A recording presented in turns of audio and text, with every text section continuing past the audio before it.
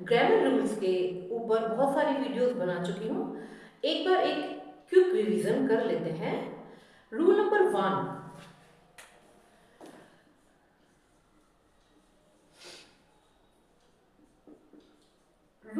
1, हमारा बेस्ड है subject verb agreement के ऊपर।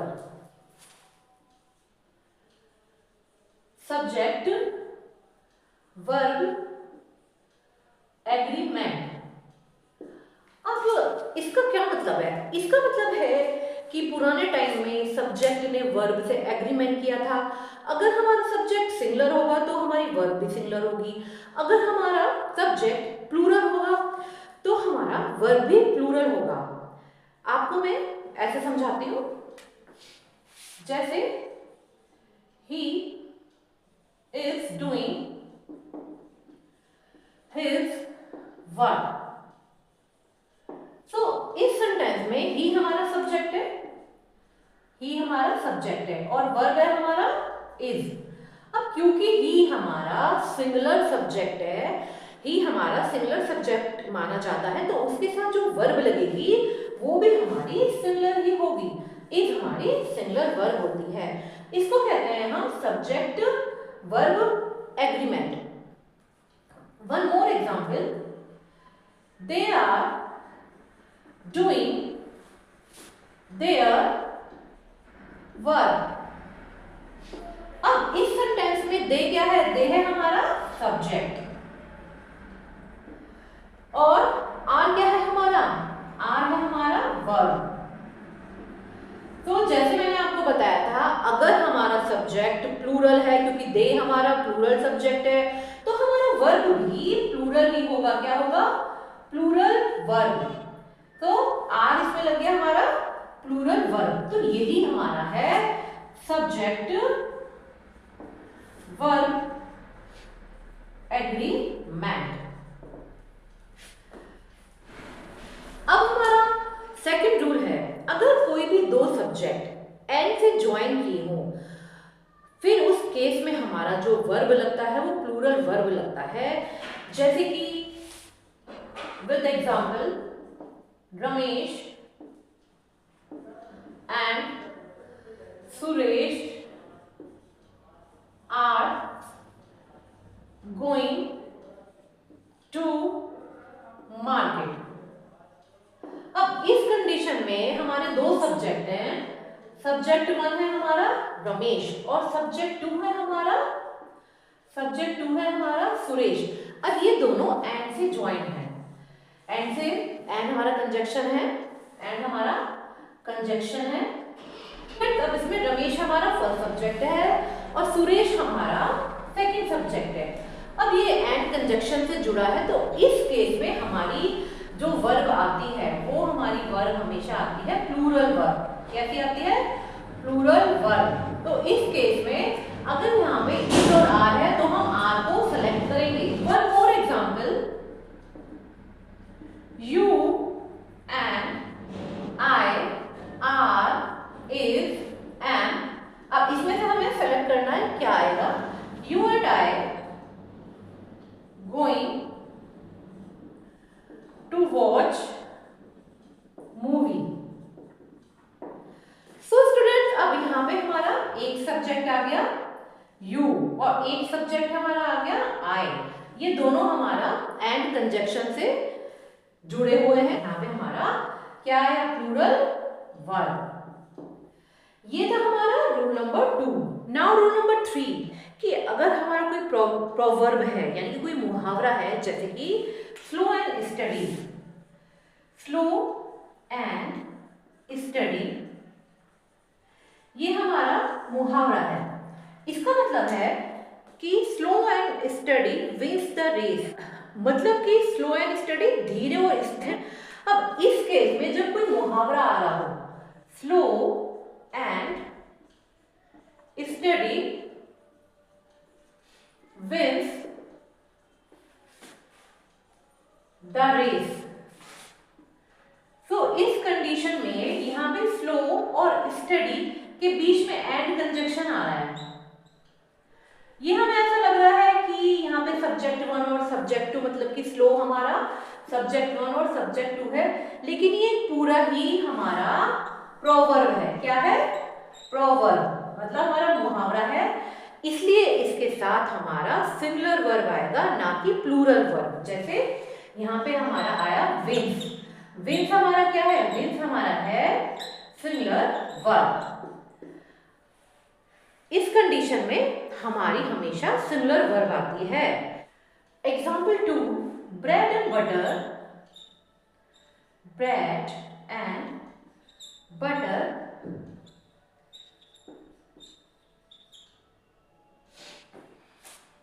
and uphill task to earn in the rat race। अब स्टूडेंट्स, अब इस सेंटेंस में भी हमारा ब्रेड एंड बटर एक मुहावरा यानी कि एक प्रोवर्ब है, तो इस कंडीशन में भी ये पूरा एक ही माना जाएगा, यानी कि प्रोवर्ब। अब यहाँ पे एंड हमारा कंजक्शन भी आ रहा है, लेकिन फिर भी हमारी यहाँ पे सिंगुलर वर्ब आएगी। क्या आएगी? Singular verb. Rule number 4, more than one plus singular noun,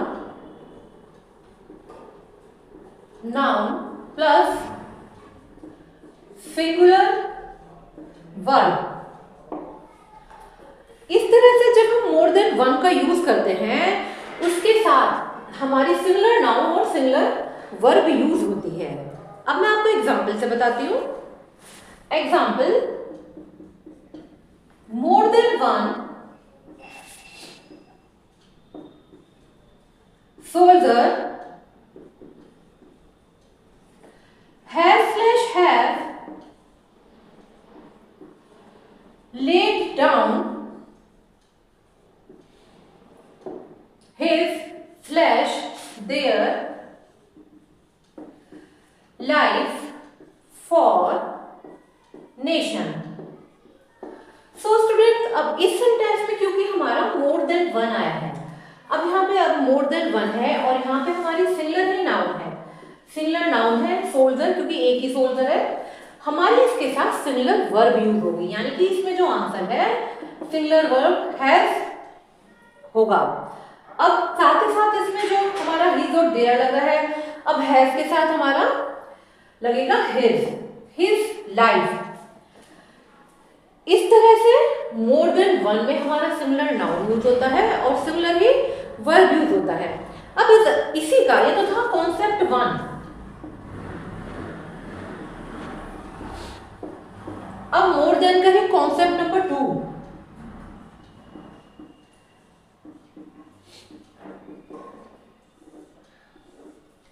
अब कॉन्सेप्ट नंबर 2 में जैसे यहां पे तो हमारा था मोर देन वन, लेकिन अब इसमें अगर हमारा सेंटेंस में आता है मोर देन 2, 3, 4, कुछ भी हमारा आ जाता है 4, 5, 6, 100, 1000, उस केस में हमारा लगेगा यहाँ पे प्लूरल नाउन और प्लूरल ही हमारी वर्ब लगेगी। सो स्टूडेंट्स, ये डिफरेंस आपको समझ में आ गया होगा। जब हमारा मोर देन वन है तो उसके साथ सिंगुलर नाउन और सिंगुलर वर्ब लगेगी। जब हमारा मोर देन 2, 3, 4 है उसमें प्लूरल नाउन और प्लूरल ही हमारी वर्ब लगेगी। अब इसका एक example, more than 1000 students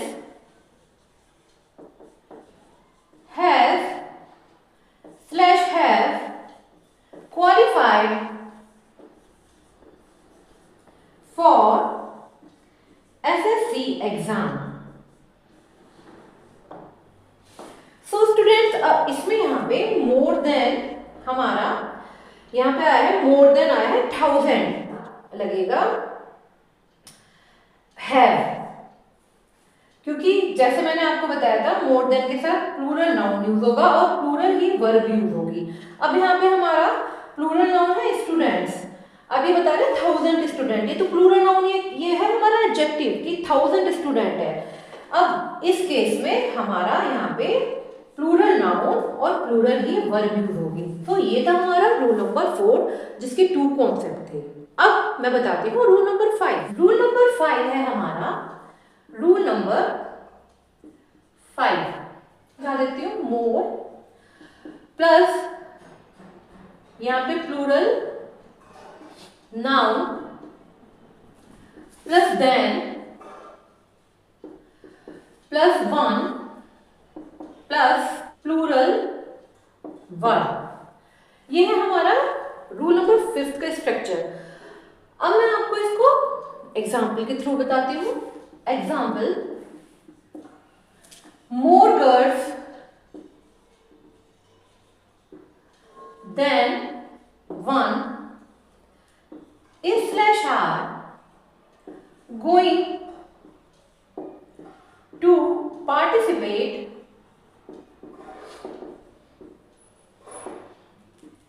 in this competition.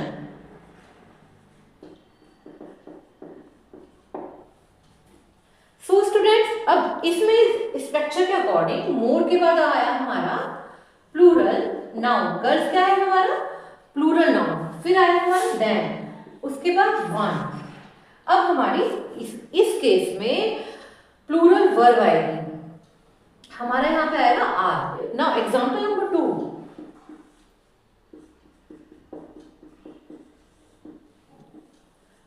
more players than one /are injured in the World Cup.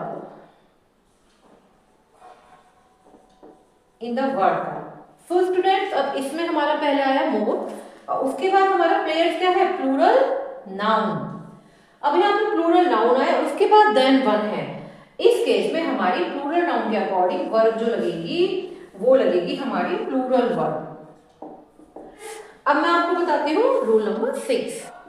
Rule number 6 है हमारा मैनी पे बेस्ड। जैसे many plus plural noun plus plural verb.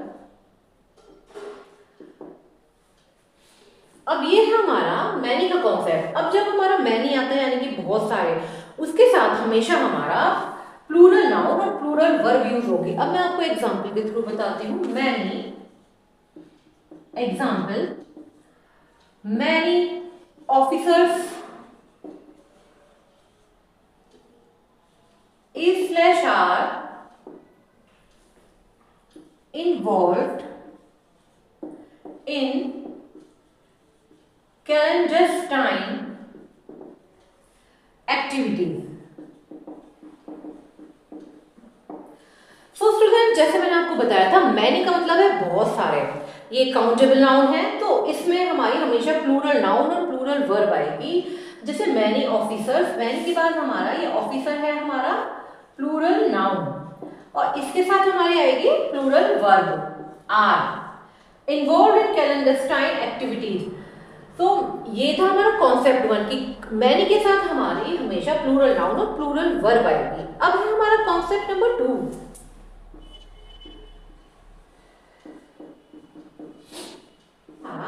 Many के बाद कोई आर्टिकल आ जाता है, जैसे अ या एन हमारा आ जाता है मैनी के बाद, तो उस केस में हमारी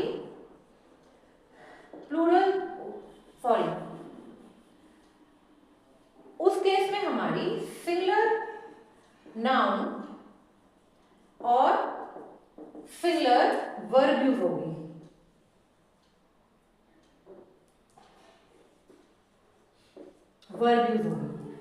अब मैं आपको एग्जाम्पल से बताती हूँ। मैनी a book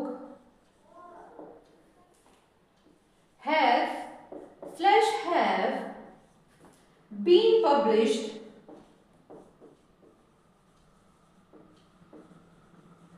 अब इसमें मैनी आ रहा है, लेकिन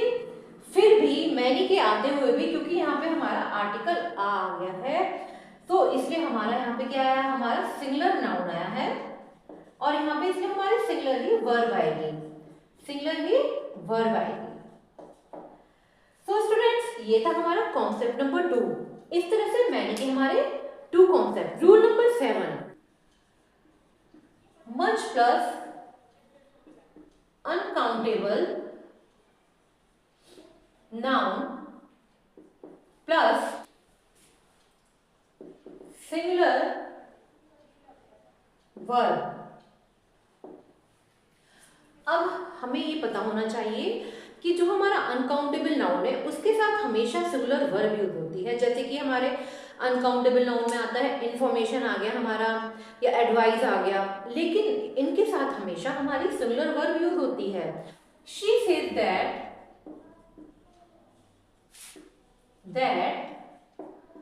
much milk have been used to make cheese। अब इस सेंटेंस में हमारा मच के बाद क्या आया, मच के बाद आया हमारा अनकाउंटेबल नाउन। मिल क्या है हमारा अनकाउंटेबल नाउन। इसलिए अब मैंने क्या बताया था आपको कि अनकाउंटेबल नाउन के बाद यहाँ पर हमारी आएगी सिंगुलर वर्ब। तो इस केस में यहाँ पे हमारा आएगा हैज। तो ये था हमारा रूल नंबर 7। हाँ ना, रूल नंबर 8। रूल नंबर हमारा बेस्ड है ईच और एवरी के ऊपर। अब आप पहले ये ध्यान रखिए, ईच एंड एवरी में क्या मेन डिफरेंस है। ईच एंड एवरी, जो हमारा ईच है वो केवल 2 या 2 से ज्यादा चीजों के लिए यूज होता है, लेकिन जो हमारा एवरी है वो 2+ यानी कि केवल और केवल 2 से ज्यादा चीजों के लिए यूज होता है। ईच हमारा यूज होता है एज अ प्रोनाउन और एज अ एडजेक्टिव बोथ, यानी कि ईच हमारा दोनों केसेस में यूज होता है। जैसा हमें पता है कि जो हमारा प्रोनाउन है वो नाउन के प्लेस पर यूज होता है। जैसे राम है, हम उसको ही बोल देंगे, तो जो ये प्रोनाउन है वो इस ईच हमारा इस सेंस में यूज होता है इन प्लेस ऑफ नाउन। और जो कि एज अ एडजेक्टिव यूज, ये नाउन के बारे में बताता है, टेल अबाउट नाउन। तो ये इस पे बेस्ड कुछ example, each of my students are working very hard। So students, अब इस सेंटेंस में each हमारा यहाँ पे एज अ प्रोनाउन यूज हुआ है, क्योंकि ये यहाँ पे एज अ सब्जेक्ट काम हुआ है, और हमें अच्छे से पता है कि सब्जेक्ट होने के लिए नाउन या प्रोनाउन होना जरूरी है। तो यहाँ पे ये एज अ प्रोनाउन यूज हुआ है, और यहाँ पे ये ऑफ प्रीपोजिशन है, प्रीपोजिशन का काम कर रहा है। माय स्टूडेंट, यहाँ पे स्टूडेंट्स नाउन है। अब इस सेंटेंस में क्योंकि ईच आ गया है, एक चीज और ध्यान रखने की है, जहां पे भी ईच और एवरी आ जाए वहां पे हमेशा सिंगुलर वर्ब आएगा, यानी कि इस सेंटेंस में हमारा इज आएगा। ये तो था ईच जहां पे ये एज अ प्रोनाउन यूज हुआ है। अब मैं आपको एग्जांपल देती हूँ जहां पे ईच एज अ एडजेक्टिव काम कर रहा है। एग्जांपल, ईच स्टूडेंट्स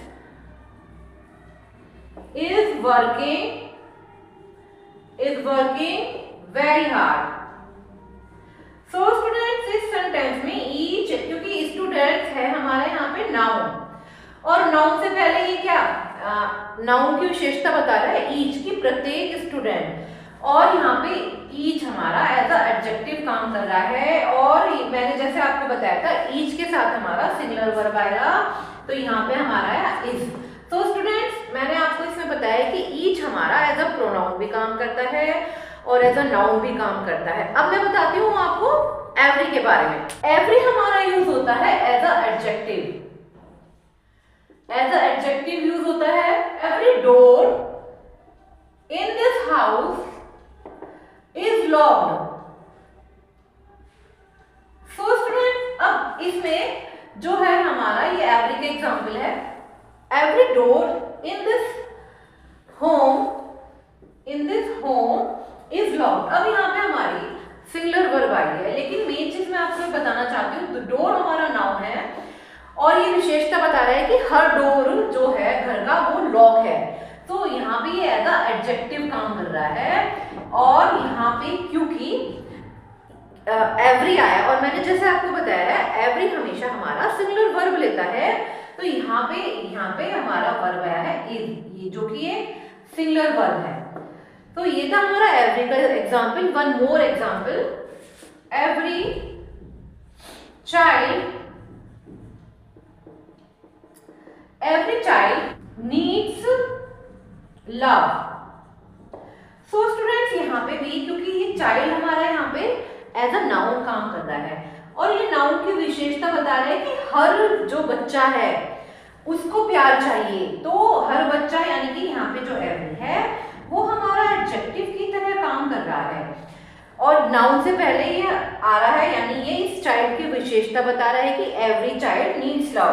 और यहाँ पे जैसे मैंने आपको बताया था एवरी के साथ हमारी सिंगुलर वर्ब आती है, तो यहाँ पे एस लगा है। अब जब यहाँ पे एस लगा है इसका मतलब है हमारा सिंपल प्रेजेंट का टेंस होता है, उसमें हमेशा एस या ईएस लगता है सिंगुलर वर्ब के साथ। तो ये इसमें एवरी चाइल्ड नीड्स लव, इसमें एवरी एडजेक्टिव का काम कर रहा है। तो ये था हमारा rule number 8। Rule number 9। Rule number 9 हमारा बेस्ड है बोथ के ऊपर। इसके हमारे 2 कॉन्सेप्ट है। Number 1, concept 1 based on both. अब जो हमारा ये बोथ है ये हमारा एज वेल एज के साथ यूज नहीं होता है और ये हमारा एंड के साथ यूज होता है। Example, both Ram as well as Shyam are going to market.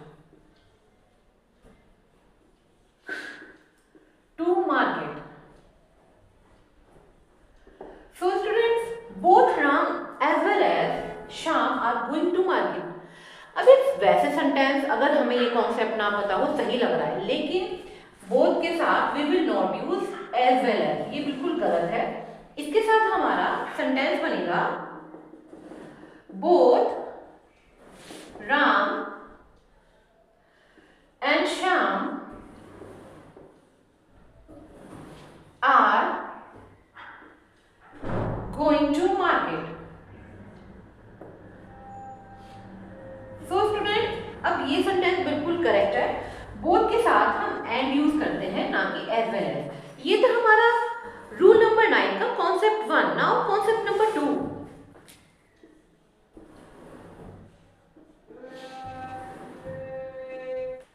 Concept number 2 में है बोथ के साथ we will not use not। Both के साथ हम नॉट का यूज नहीं करेंगे। जैसे for example, both Sita and Gita are not going to market.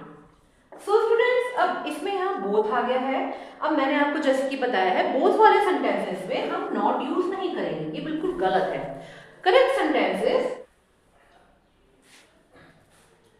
Neither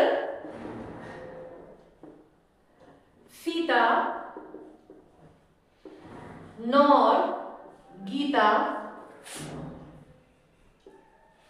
is going to movie.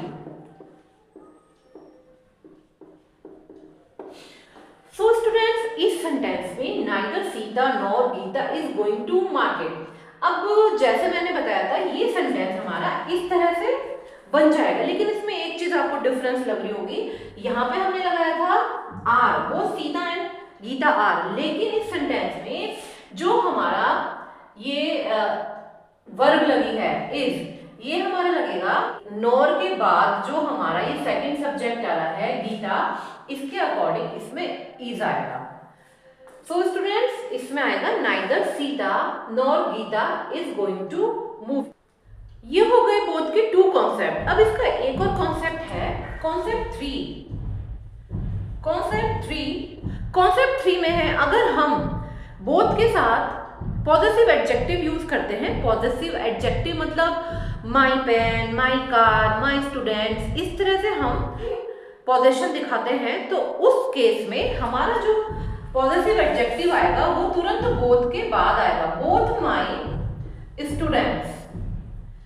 सो इस सेंटेंस में बोथ माई स्टूडेंट्स में अगर यहाँ पे बोथ के बाद पॉजेसिव एडजेक्टिव आता है, माई एक पॉजेसिव एडजेक्टिव है, तो इस सेंटेंस में ये बिल्कुल सही है। लेकिन अगर हम लगा देते हैं बोथ माई बोथ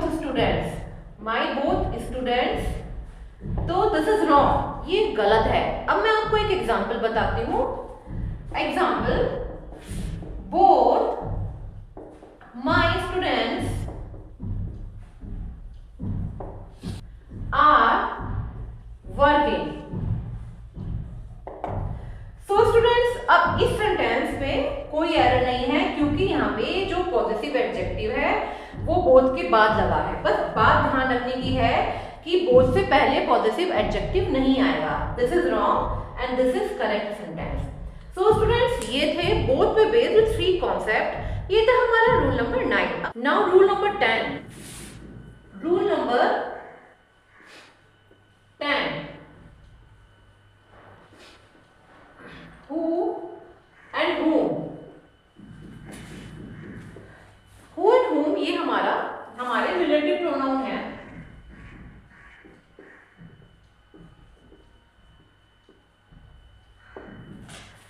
अब who और whom का प्रयोग कैसे किया जाता है मैं आपको ये बताने वाली हूँ।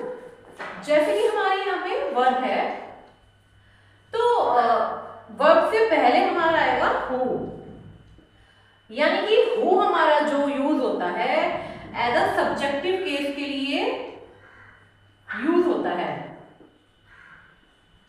और जो हमारा whom यूज होता है वो हमारा यूज होता है ऑब्जेक्टिव केस के लिए। हमारे he का ऑब्जेक्टिव केस है him, she का ऑब्जेक्टिव केस है her, they का ऑब्जेक्टिव केस है them, और we का ऑब्जेक्टिव केस है us,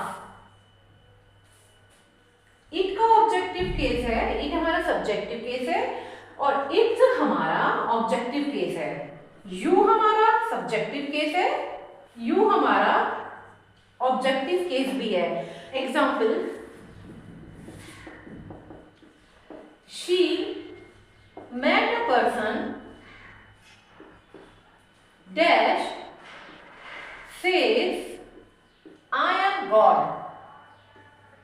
अब स्टूडेंट्स हमें ये देखना है कि यहाँ पे हमारा who आएगा या whom आएगा, वो हम कैसे देखेंगे। अब हमें देखने का तरीका क्या है, say that, मतलब कि इसमें इस तरह से देख लेते हैं कि अगर हमारा सब्जेक्टिव केस है तो ही लगा के देख लेते हैं, अगर ऑब्जेक्टिव केस की सेंस बैठेगी तो हिम सुटेबल बैठ जाएगा। जैसे आई एम गॉड, मतलब कि शी मेट अ पर्सन, वो उस पर्सन से मिला कि वह कहता है कि वह भगवान है, तो ये ही की सेंस सही बैठ रही है, यानी कि यहाँ पर हमारा सब्जेक्टिव केस हु आएगा कि she met a person who says I am God. अब one more example, she met a person as God likes, कि वो एक ऐसे पर्सन से मिला। अब इसमें देखो खुद ही आप देखिए कि ही और हिम में क्या सेंस बैठ रही है, कि मतलब God likes him, कि गॉड उसे पसंद करते हैं, यानी कि हिम की सेंस बैठ रही है। और जब हिम की सेंस बैठ रही है यानी कि इसमें ऑब्जेक्टिव केस आएगा, और ऑब्जेक्टिव केस आएगा तो इसमें हमारा whom